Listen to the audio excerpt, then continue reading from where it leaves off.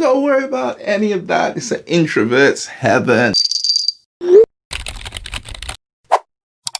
大家好, my name is Marcus and welcome to PoloNotes. So in this video, I'm going to be talking about self-learning Chinese versus learning it in a classroom. Those of you who don't know, I have lived in China for 1 year and did a class, and now I do just solely self-study. But I often get asked the question, where should I start? Which one is better? Should I just do self-study or classroom? Which one will work better for me? I don't know which one will work better for you, but I'll tell you of my experience and what I found between the two, and maybe that will help you decide which way you want to start learning or change the way you're learning a language and see which one works for you. So I'll do it in quite a structured process and really quickly, so I won't be here just droning on. Okay, let me get to the point. So first of all, I'll start with time structure. So the good thing about a class is you know when you start and you know when you end. The downside to that is it's not flexible. So if you're starting at 8 o'clock in the morning and finishing at 10 o'clock, if you've got any other commitments, they have to kind of be pushed to the side while you do this studying. And that doesn't work for everybody. Didn't always work for me, but it doesn't always work for everyone. You're probably doing more work, or you have to be somewhere, family emergency, whatever. It's not going to be shifted. You've got other people in the class. So when you're thinking about self-study now, yes, you have all of that flexibility because of course you can choose when and where you do your studies, which is fantastic. It's wonderful. There is a huge con to that. There's nobody to push you. So like if you're missing a class lesson, you'll probably get a bit of a grilling of your tutor. Where was you? Why did you miss a class? Whereas when you're studying by yourself, nobody's going to do that because this is what you want to do and you're deciding to self-teach. So you have to be very, very motivated when deciding to learn a language by yourself. So bear those things in mind. There's no obligation when you're doing self-learning, but it's too easy to take a day off sometimes, trust me. I know.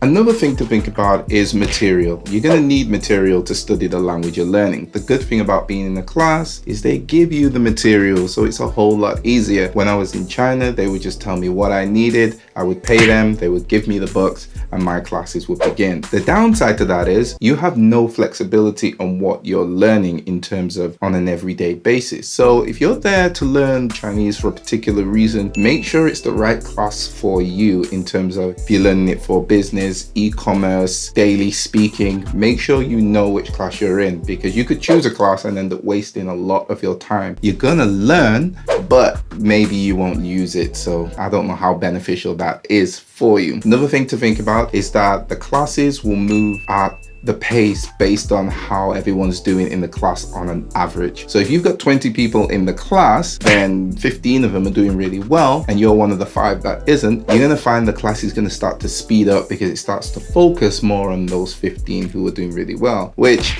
you know, in an ideal world, that's a bit unfair, but I guess they have to get through the syllabus. So that's something you need to think about. And that number again, having 20 students in the class and you needing a bit more focused help is going to be difficult to get when there's another 19 students in the class. So that's something else you need to think about. That's just my example because I lived in China and that was the size of my class. So you're telling me there's a chance?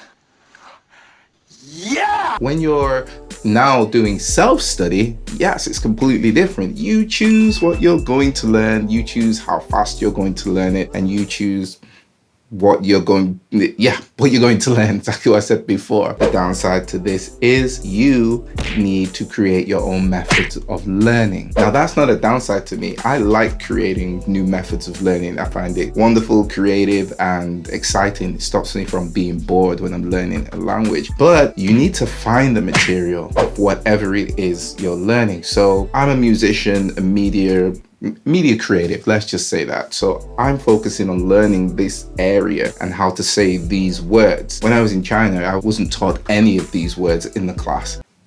Do you see what I mean? So if I'd done a bit more research into what we were going to learn, then maybe I would have had a stronger experience. But we live and we learn, don't we? Another pro of being in class is something where I guess there are no pros in terms of self-learning, is feedback and guidance. So when you're in class, you're always going to get feedback. You're always going to get guidance. Well, if if it's a good teacher, you'll get guidance. Yeah, feedback and guidance. Although I felt my classes didn't help me hugely in my journey of learning Chinese, what did help me is being able to ask my tutor for advice on what to do or what level I was, what she felt I was at, etc. Being able to do that just kind of gives you a measuring bar of where you are, etc. Another thing with that feedback and being able to give you guidance is after you've done an exam, for example, and you get your score, you kind of know what you do and don't know when you're in a class. So that's something to think about. You know nothing,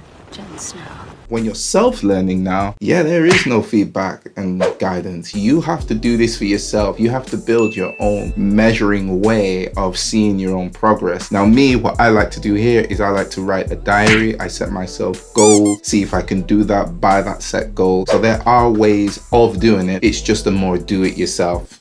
Yeah, it's just a more do-it-yourself process, I suppose. If you are one of those people, then that will work great for you. Another thing to think about when you're doing classroom learning is that you're going to be in the room with a lot of people. So there's a lot of people sharing your same experience in terms of learning this language. So you're going to do your exercises with them. You're going to do talking practice and games with them. So this is really good for your learning progress. The con of that is if you're a bit introverted like myself, then sometimes you don't feel confident enough to speak to even other people in the class. There's a lot of people like that. Another thing as well is if you happen to be in a class where everyone's quite, well, you think everyone is quite good at the language and you're not catching on to things, you're one of those 5, it can get a bit overwhelming and you can kind of fall into yourself. And even when you don't know anything, you don't want to put your hand up and say you don't understand. Trust me, being there. So yeah, that's more things to think about. So you've got some pros and you've got some cons. Now with self-learning,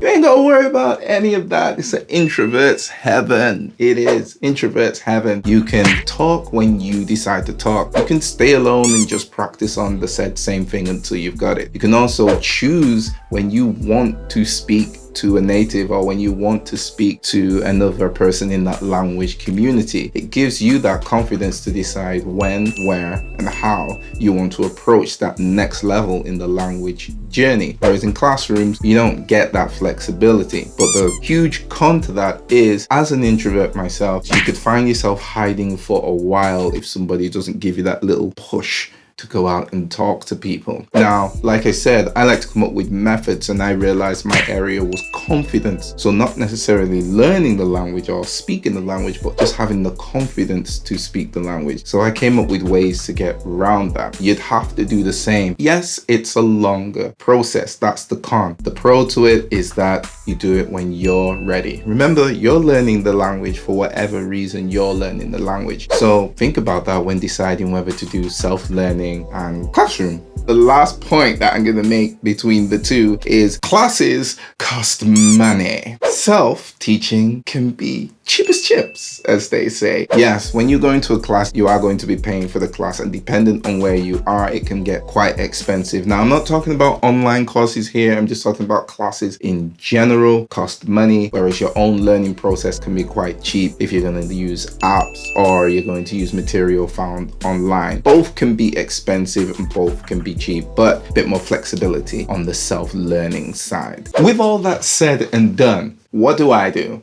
At the moment, I do self-study. Now, that doesn't mean I completely disregard classroom study, because I think there is a place for it. And if you are learning a language from the start, I think starting at that would be good. It just gives you a bit of structure and a bit of foundation of where to go from there. And my self-study is a little bit different. I now have quite a few language partners that have a nice language community. So I can get my guidance, I can get my feedback, I can get advice, and I can have conversations. The only thing I have to still build myself is my structure, and I enjoy doing that because I'm a creative. That's what I like to do. I like to come up with solutions and focus on areas which I feel are my weakest, which at the moment is my listening. So I'm working on these areas, but I don't disregard any other area. I still speak to my tutors, send them the odd message here and there when I don't understand something, because they're really great at explaining things to me. So yeah, think about it for yourself. What works for you? I hope this helps you decide which language you want to tackle and how you want to tackle it, or whether you're deciding to change your process of learning. I really hope it helps. Put some comments below. I want to know what languages you're all learning. I'm thinking that after Chinese, I'll try something else, but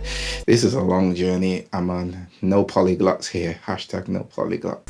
So yeah, I hope this is giving you some help. Anyway, I'm waffling now. If you've liked this video, please don't forget to click on that like button. And if you haven't subscribed already, please subscribe, because there's a lot more coming. I got some really fun stuff coming. I can't wait to start building those as well.